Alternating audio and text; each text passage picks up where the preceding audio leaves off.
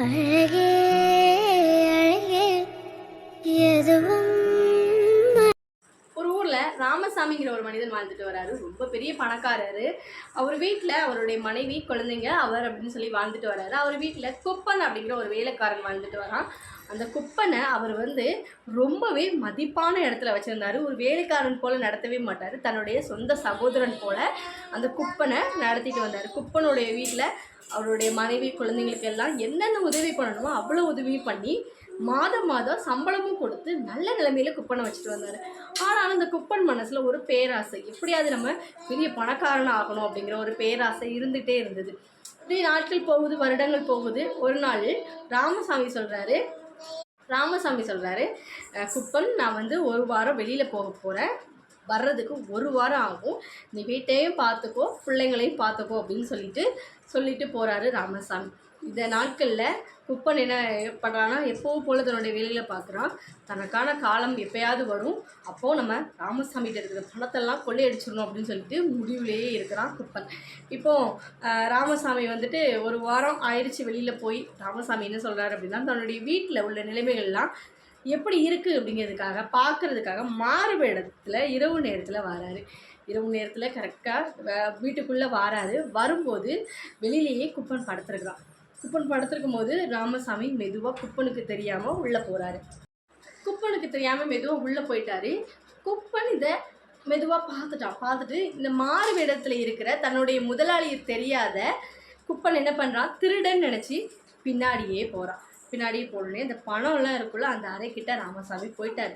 ராமசாமி போனதும் பின்னாடியே குப்பன் போயிட்டு அப்படின்னு சொல்கிறாரு. ஏன்னு சொன்னோடனே இந்த மாறுவிடத்தில் இருக்க ராமசாமி திரும்பி பார்த்துட்டு, ஐயோ என்னை அடிச்சிடாதீங்க அப்படின்னு சொல்கிறாரு. உன்னை குப்பன் சொல்கிறான், உன்னை நான் அடிக்கலாம் மாட்டேன், நீ இங்கே திருடுத பணத்தில் 3/4 எனக்கு தந்துடணும், நீ அதில் ஒரு பங்கு மட்டும் எடுத்துகிட்டு போனோன்னா நான் உன்னைய காட்டி கொடுக்க மாட்டேன் அப்படின்னு சொல்கிறாரு.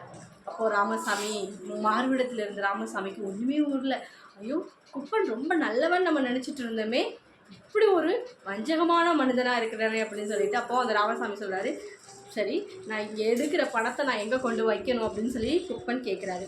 ராமசாமி குப்பன்கிட்ட கேட்குறாரு.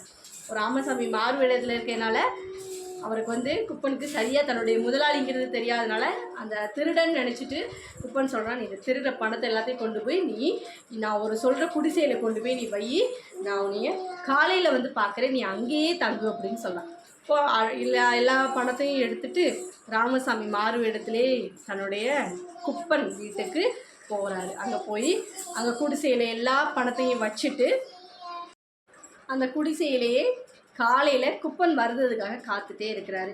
குப்பன் வந்தோடனே திருடனை, இங்கே பாரு நான் உனக்கு தர்றதை வாங்கிட்டு ஓடி போயிரு, இல்லை அப்படின்னா உன்னைய நான் எங்கள் முதலாளிகிட்ட பிடிச்சி கொடுத்துருவேன் அப்படின்னு சொல்கிறாரு. அப்போது சரி நீ தர்றதை வாங்கிட்டு நான் ஓடிடுறேன் அப்படின்னு சொல்லிட்டு ஒரு பங்கையும் வாங்கிட்டு ராமசாமி காட்டுக்குள்ளே போய் தன்னுடைய வேடத்தை கலக்கிட்டு தன்னோட வீட்டுக்கு வராரு. மறுபடியும் வீட்டுக்கு வந்தோடனே மனைவி குழந்தைங்கள்லாம் சொல்கிறாங்க, நம்ம பங்களாவில் கொள்ள போயிடுச்சு, பணம்லாம் திருடு போயிடுச்சு அப்படின்னு சொல்லி அழுகிறாங்க. கவலைப்பட வேண்டாம், யார் திருடுனாலும் எனக்கு தெரியும் அப்படின்னு சொல்லிட்டு அமைதியாக இருக்காரு. அப்போ குப்பன் வராரு. எதுவுமே தெரியாத மாதிரி குப்பன் என்னாச்சு எல்லோரும் இப்படி இருக்கீங்கன்னு கேட்டோன்னே அங்கே நடந்ததை அந்த ராமசாமியோட மனைவி சொல்லணும். குப்பன் சொல்கிறாரு, ஐயோ எல்லா பணமும் திருடிட்டா அப்படின்னு சொல்லிட்டு எதுவுமே தெரியாத மாதிரி சொல்கிறாரு. அப்போ ராமசாமி சொல்கிறாரு, ஐயா எல்லா பணமும் திருடிட்டு இனிமேல் நீங்கள் என்ன பண்ண போகிறீங்க அப்படின்னு சொல்கிறாரு. அப்போ ராமசாமி சொல்கிறாரு, கவலைப்படாத, திருடன் யாருன்னு எனக்கு தெரியும், வா நம்ம திருடனை பார்க்க போகலாம் அப்படின்னு சொல்லிட்டு ஊரில் 4 மனிதர்களை கூட்டிகிட்டு குப்பன் குடிசைக்கு போய் குப்பனுக்கு ஒன்றுமே புரியல, இங்கே எதுக்கு ஐயா வந்திருக்கிறோம் அப்படின்னு சொல்லிட்டு, நேற்றுக்கு நைட்டு மாறுவேடத்தில் வந்தது நான் தான், வேறு யாரும் இல்லை, நான் நம்ம வீட்டில் எல்லோரும் எப்படி இருக்காங்கன்னு பார்க்குறதுக்காக மாறுவேடத்தில் வந்தேன். ஆனால் உண்மையே எனக்கு இன்றைக்கி தான் தெரிஞ்சிச்சு, கள்ளனை நம்பினாலும் குள்ளனை நம்பாதே அப்படின்னு ஒரு பழமொழியே இருக்குது. ஆனாலும் நான் உன்னை நம்பி என்னுடைய வீட்டில் ஒரு மனிதனாக வச்சேன், நீ அதுக்கு நல்ல சன்மானம் கொடுத்தாய் அப்படின்னு சொல்லிட்டு முதலாளி சொல்லிவிட்டு அங்கே உள்ள பணத்தெல்லாம் எடுத்துகிட்டு, இனி என் மூஞ்சில் முழிக்காத, உனக்கு நான் எந்த தண்டனையும் கொடுக்கல, ஏனென்றால் அவனை என்னுடைய சகோதரனாக நினச்சேன் அப்படின்னு சொல்லிட்டு அங்கேயே விட்டுட்டு அங்கேருந்து களவு பணத்தெல்லாம் எடுத்துகிட்டு ராமசாமி உள்ளே போகிற. ராமா நம்ம கூட இருக்கவங்கள நம்ம அப்படியே நம்பக்கூடாது, கண்டிப்பாக ஏதோ ஒரு நோக்கத்துக்காக நம்ம விட பழகுவாங்க. எல்லாரும் நல்லவங்க கிடையாது, அதே மாதிரி எல்லாரும் கெட்டவங்களும் கிடையாது. அடுத்து ஒரு பழமொழியோடு பார்க்கலாம். இந்த மாதிரி பழமொழிக்கான கதைகளை பார்க்க மறக்காமல் நம்ம சேனலை சப்ஸ்கிரைப் பண்ணி வச்சுக்கோங்க.